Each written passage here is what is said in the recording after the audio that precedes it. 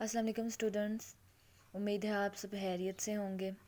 आज हम अपना क्लास 10th की केमिस्ट्री का चैप्टर नंबर 14 स्टार्ट करेंगे। एनवायरमेंटल केमिस्ट्री एटमॉस्फेयर का चैप्टर स्टार्ट करेंगे। हम लोग आज एटमॉस्फेयर की लेयर्स को देखेंगे कि एटमॉस्फेयर को कितनी लेयर्स में तकसीम किया गया है। तो अगर हम देखें कि एटमॉस्फेयर को 4 लेयर्स में हमारे पास तकसीम किया गया है, तो किस तरह तकसीम किया गया है। लेट्स सपोज करें कि आपके पास ये अर्थ है और ये इस अर्थ के ऊपर ये आप लोग की पहली लेयर है, ये आपकी दूसरी लेयर, ये तीसरी और वो चौथी लेयर है।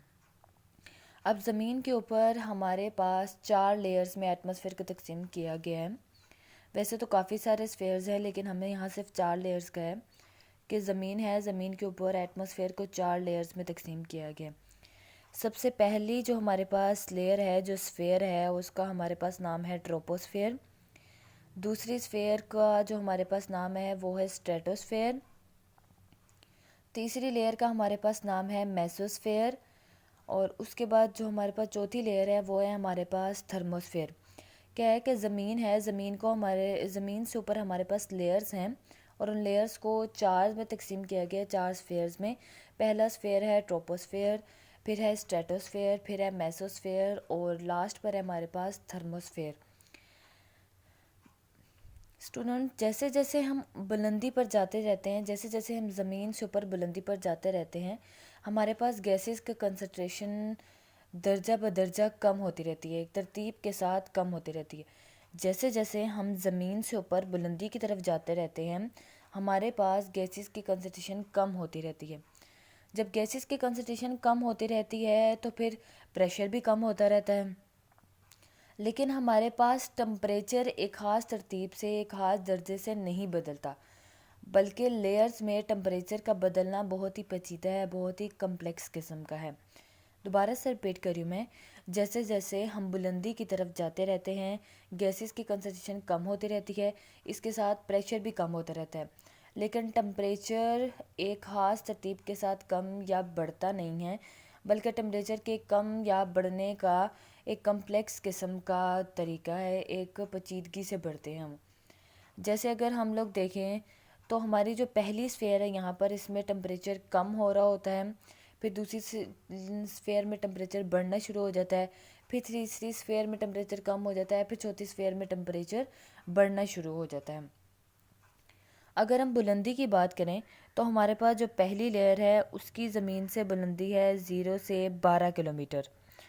अगर दूसरी लेयर की बात करें तो वो 12 से 50 किलोमीटर तक बुलंद है। तीसरी लेयर 85 किलोमीटर तक बुलंद है। फिर उससे ऊपर हमारे पास चौथी लेयर स्टार्ट हो जाती है।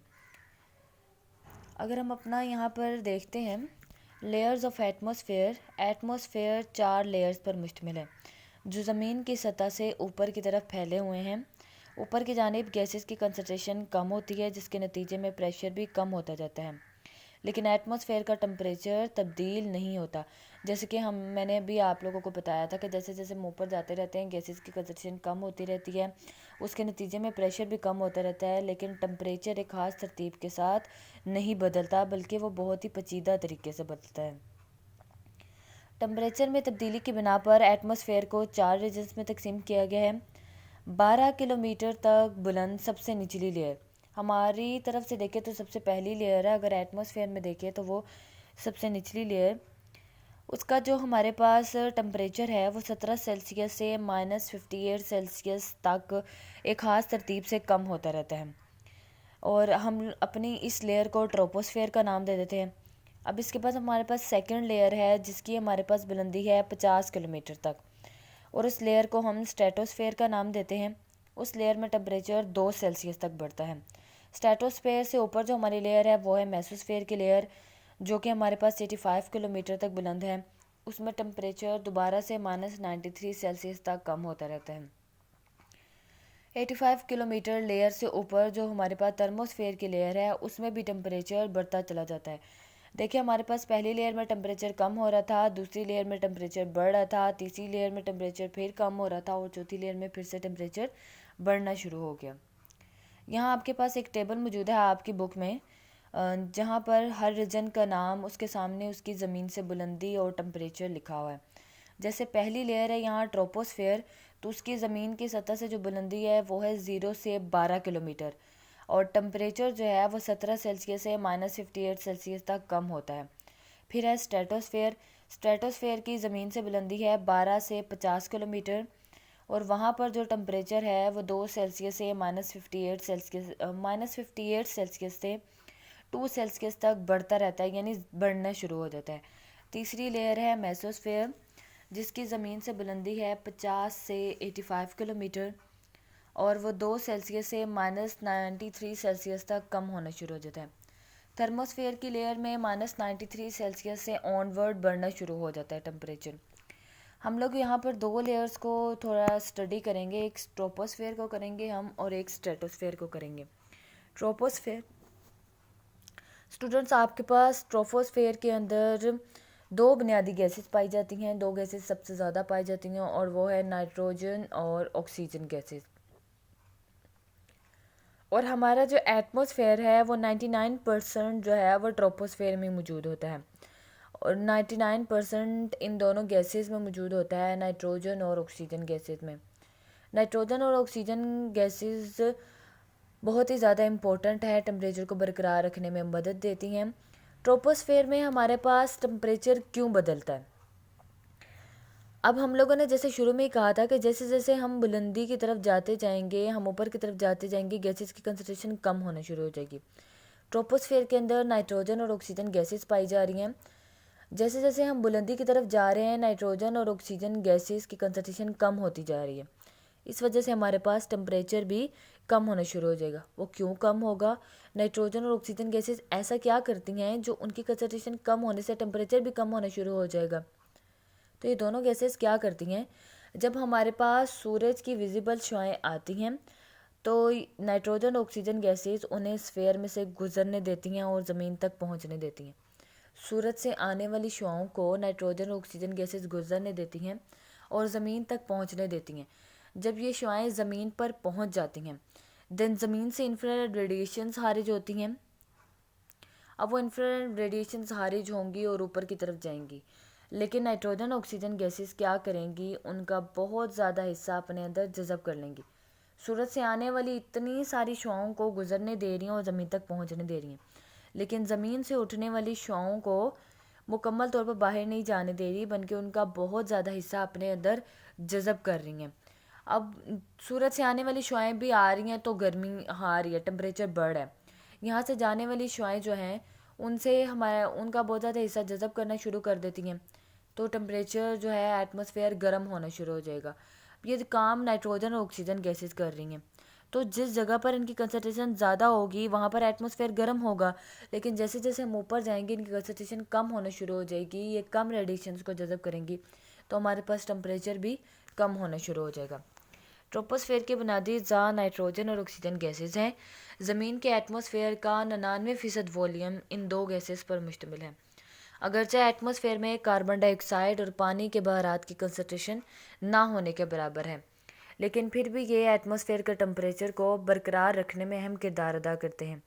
یہ دونوں گیسز سورج کی ویزیبل شعاؤں کو گزرنے دیتی ہیں، لیکن زمین کی سطح سے اٹھنے والی انفرارڈ ریڈیشنز کا بہت زیادہ حصہ جذب کر لیتی ہیں اور ایٹماسفیئر کو گرم کر دیتی ہیں۔ جیسے جیسے بلندی میں اضافے سے ان گیسز کی کنسنٹریشن کم ہوتی ہے تو اسی لحاظ سے ٹمپریچر میں بھی 6 سیلسیس فی کلومیٹر کی شرح سے کمی ہوتی ہے۔ یہ وہ ریجن ہے جس میں تمام اقسام کے موسم پائے جاتے ہیں۔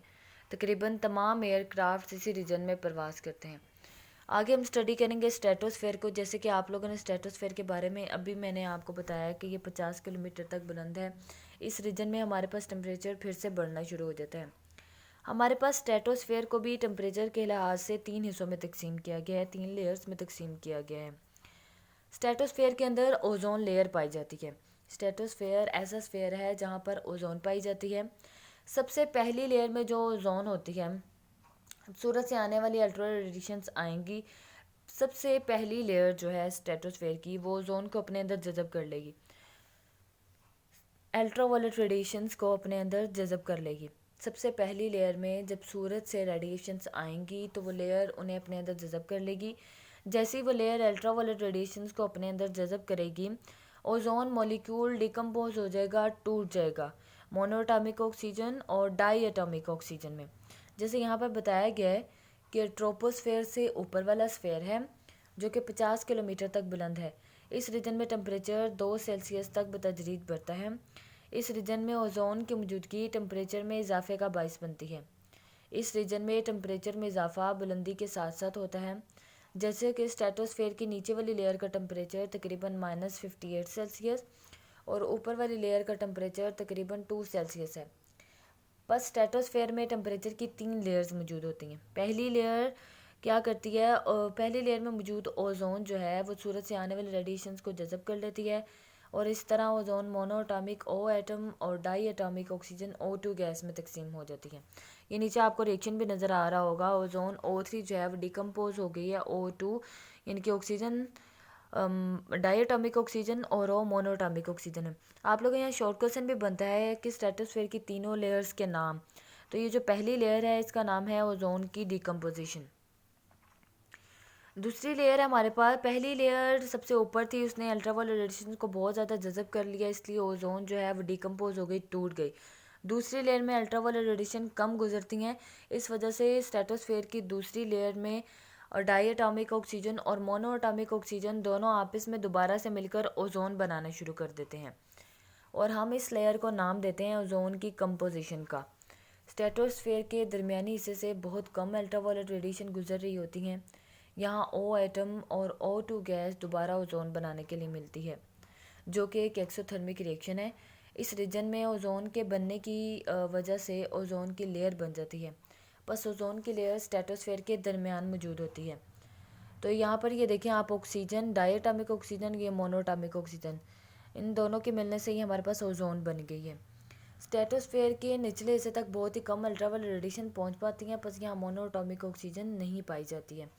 आप लोग का शॉर्ट क्वेश्चन बनता है कि स्ट्रेटोस्फेयर की तीनों लेयर्स के बारे में बताएं, तो वो आप लोग ये सारा लिखेंगे। अगर वो कहते हैं कि उनके नाम बताएं तो पहली लेयर है ओजोन की डिकम्पोजिशन, दूसरी है ओजोन की कंपोजिशन और तीसरी है ओजोन की तीसरी लेयर।